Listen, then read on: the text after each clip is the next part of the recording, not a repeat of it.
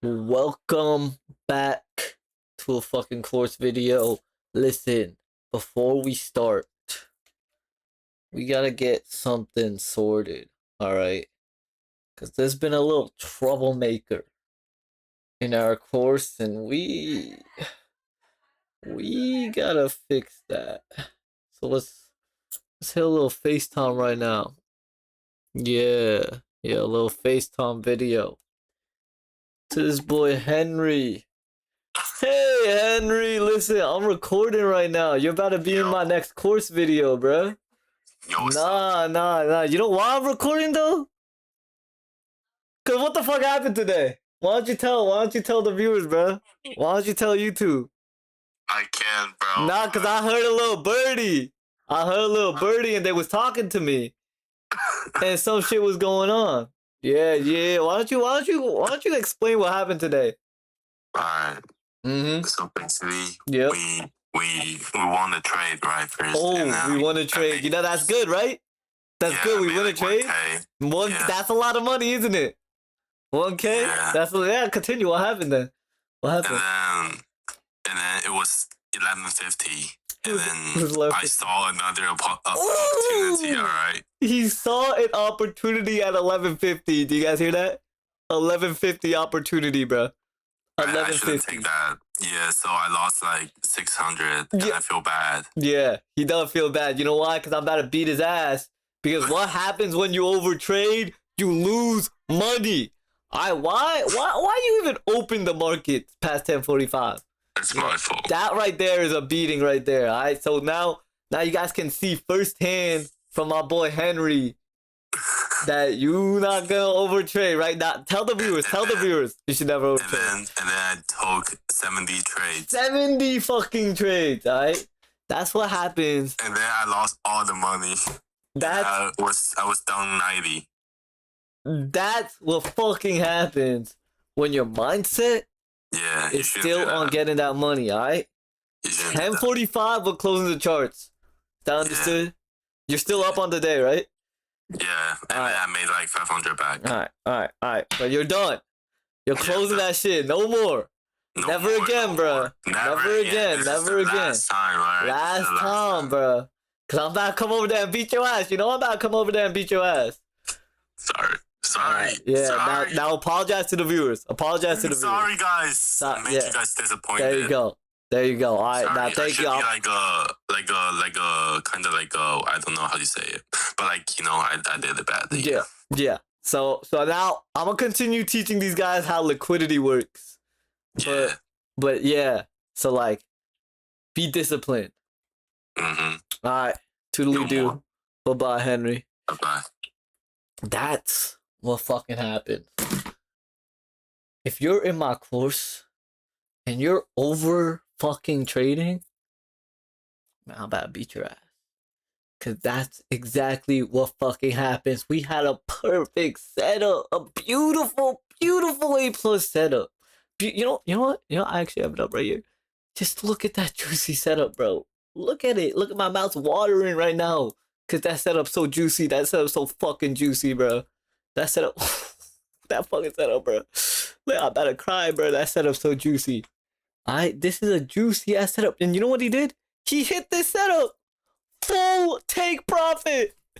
But he wasn't done. Nah. He wasn't done. So what he do?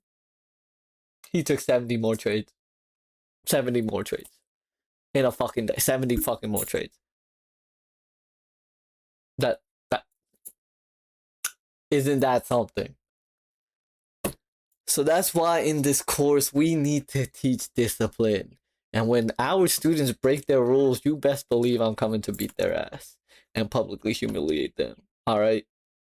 So why don't we go on with our Unit 2, Part 3, liquidity and smart money concepts. Let's hit it. Let's run it. Let's go right now. Because we're going to dive into one of the most important aspects of trading, arguably the most important aspect of ICT concepts, SMC concepts. It's going to be liquidity. All right. So let's run straight into it. First, we're going to talk about what is SMC And what is the SMC theory? So we have SMC theory, right? So what does SMC stand for? It stands for smart money concepts. Okay. Now, the reason it's called smart money is because it's all around the theory of smart money theory. All right. Now, what is smart money theory? It is that the people who control the market are the hedge funds, or the institutions, the algorithms, whatever it is a higher entity that is manipulating retail traders' orders to get the prices they want. All right, so let's dive deeper into that. What do I mean by manipulate orders? All right, when you're taking a position, you have two types of positions. All right, you got your long and your short position. I don't know why this isn't. Here we go. You have your long and your short position, right? If you're taking longs, you make money if it goes up. If you're taking shorts, you make money if it goes down, and vice versa for the losses, right? So let's talk about this. This is your typical retail trader's order, all right? You have three parts. You have an entry, which is the price that you bought or sold at. In this case, you bought the entry, and then you have the take profit, and you have the stop loss, all right? So why don't we talk about that? What is the three types of orders? So if I connect the paper trading account real quick, and I just hit buy, you can see that we have three types of orders. The market is simply buying or selling, so you can switch between the two if you want to go short or if you want to buy. Buying or selling at the current price of the market. So if I hit buy right now, it'll execute me at the current price. If I hit sell right now, it'll execute me at the current price because it's at market. All right. Now limit is choosing the price you want. So why don't we go over here and we can test this out. So we have market again. If I just hit this, it'll automatically put me in at this. Let me make sure I'm on a paper trading account. I think I am, hopefully. Yep, I am indeed on a paper trading account. And now this is obviously a paper trading account, whatever, it doesn't matter.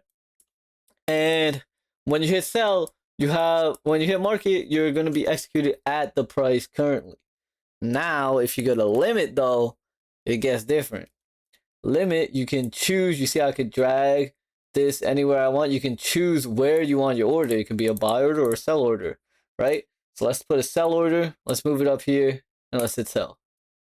That is going to be our automatic order. Now you see how we haven't entered. It doesn't show any money here. We need price to come up all the way here to touch this level, and then it'll enter us into the position we want, right? Now we can cancel that order, and then we can look at the last type of order, which is a stop. Now the way a stop order works, if it's a buy order, if it's a stop buy, it has to be above price. If it's a stop sell, you see how there's a little warning sign. It's an invalid order. It has to be below the current price. So let's see where price is currently. If it's a stop sell, it has to be below. Stop buy has to be above, right? So if I change this to buy, it'll be fine. Now, what this basically does is that if the price is coming up from below and taps in, it'll enter your stop buy, right? But if I place my stop buy down here and it goes through price from the top, if it goes from the top right here, if it goes up here and then goes down through the price, it doesn't enter me until it goes up through the price. So basically a stop buy, price has to go up through it, and it will not execute if you're going down through it. That's the market limit and stop. That is going to be pretty vital to learning how liquidity works. You don't really need to know about the stop orders, but it's mostly the limit orders. Now, let's think about what an actual order is. So let's say we're taking longs here. This right here is going to be our entry, okay? So why don't we make an entry right here, okay? So let's see, we're going to zoom in a little bit, and we're going to take longs, okay? Let's say we do our technical analysis, whatever, and then we put our take profit here and our stop loss here. Like, as you know, we enter buys, and then you can just hit buy, and then drag your TP, right? So what exactly is your TP? This is the level that you're going to automatically sell at. And what did we say was this level that you automatically sell at? That's a limit order. So this line being our take profit zone, that is liquidity. All right. So liquidity is defined as automatic resting orders. Okay. What do we have? What is a take profit and what is a stop loss? A take profit and a stop loss are both automatic resting orders. Now imagine on the larger scale. All right. So let's close these positions, right? Imagine that on a larger scale. Let's say we have a lot of people placing taking a trade. They see price move up, and they decide to put their stop loss here and their take profits here. Let's create price action real quick. So we're going up, and then they see price starting to move up, right? So they enter right around here, right? They're like, okay, price is moving up. We just went above this high. I'm gonna buy, right? Fucking dumbasses, right? So they do that, and they put their stop loss at this low. All right, and then they have the take profit like all the way up here, right? Now, if we're looking to go longs, right? This is an automatic buy order, and this is an this is just your buy order to your entry to an automatic sell order, right? So we put this right here, and then we could see that if we want price to come back, manipulate this area. So manipulation would be when an institution knows that a bunch of traders, retail traders, put their resting orders at this low, just like we did in this scenario. And a lot of traders like to put their resting orders at lows and highs. So what happens when there's a massive amount of retail orders executing all at the same time to fill massive orders? We're going to see a move in price. So let's take a look. I'm sure a lot of that went over your head, but that's okay. Liquidity is a complicated concept, and we can see where liquidity played out here. So check this out. This was our manipulation today, okay? These wicks down went below these lows, okay? All these lows over here. I'm sure we have more lows back there, but let's just look at this low right here, right? So below this low is going to be a lot of automatic sell orders, right? Because there's going to be people that are buying, right? There's people putting their longs, and if we go back to this, did I delete this? I did. So if we go back to this scenario, we can see we're going up, and we have this person that's out here. They're buying, they're putting their stop loss here, and their take profit all the way here, and they bought around like right here, right? This is a buy order, so that means these are automatic sell orders. And if there's a lot of automatic sell orders here, what happens when price retraces to that level? We sweep all these automatic sell orders at the same time. And that allows an institution like JP Morgan to execute their massive buy orders. Because think about it.